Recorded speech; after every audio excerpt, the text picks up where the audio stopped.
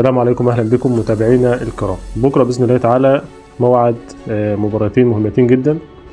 المباراه الاولى في الدوري هتكون في الدوري الانجليزي الممتاز، وهي اقوى مباراه في الدوري كاملا، مباراه المركزين الاول والثاني ليفربول ومانشستر سيتي. المباراه هتكون في تمام الساعه 6 مساء باذن الله، وهتكون مذاعه على قناه بين سبورت 1 المشفره.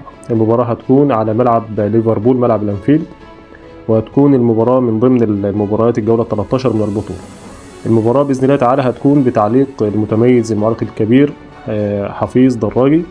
ترتيب الفريقين قبل المباراة دي هتكون فريق ليفربول في المركز الأول ب31 نقطة، جمعهم من 12 مباراة، فاز في 10 مباريات وتعادل في واحدة وخسر في واحدة أيضا.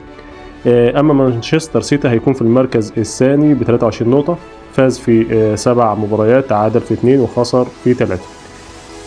هيكون طبعا بفارق 8 نقاط ما بين المركز الأول والمركز الثاني. مباراة مهمة مش سهلة على الفريقين، وهي من ضمن المباريات الحاسمة في الدوري، من المباريات الكبرى اللي لها أهمية كبيرة للفرق الكبرى في حسم لقب الدوري الإنجليزي الممتاز الأقوى في العالم. برضو بإذن الله تعالى بكرة هيكون معانا مباراة مهمة وقوية في الدوري المصري الممتاز بين النادي الأهلي والبنك الأهلي. المباراة هتكون في تمام الساعة 5 مساء.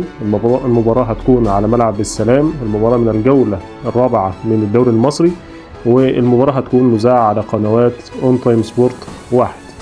المباراة هتكون بتعليق المعلق الكبير محمد الكواليني.